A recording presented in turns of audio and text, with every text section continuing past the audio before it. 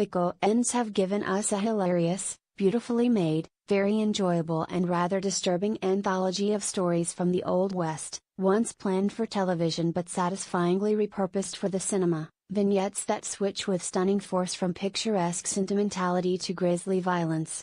There's barely a forehead that doesn't get a bullet in it sooner or later. One or two of the stories don't have a satisfying twist in the tale, there is one disconcerting fade out. The tales are prefigured with the sight of an old book, The Ballad of Buster Scruggs.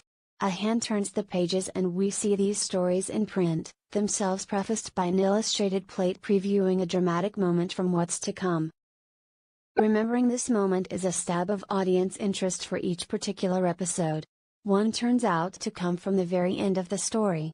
You are also given just enough time to read some of the text, which is shown again at the end. One appears to tell us something more, something that happens after the story ends on screen. Could a sequel or spin-off be in prospect?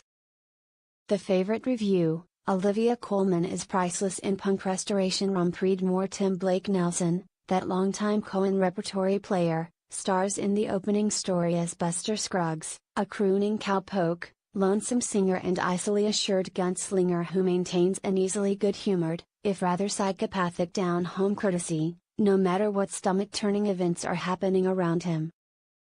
While he's strumming his guitar, the Coens give us a shot of the inside of his instrument, looking out through the hole. James Franco plays a bank robber who miraculously avoids justice. His remark to a fellow miscreant got the biggest laugh I've heard in a cinema this year. Liam Neeson plays a traveling theatrical impresario. A boisterous Ulster Protestant whose star turn is his wingless thrush, an unfortunate young man without arms or legs but with a wonderful way of declaiming Shelley and the Gettysburg Address.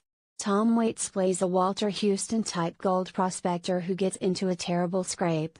And Tyne Daly is a righteous lady on a stagecoach who finds herself confronted with moral turpitude. In the form of two bounty hunters seated opposite, the most Tarantino-esque moment in a pretty Tarantino-esque film. The most heartrending figure is the unmarried young woman played by Zoe Kazan who joins a wagon train, hoping to make a new life for herself in Oregon.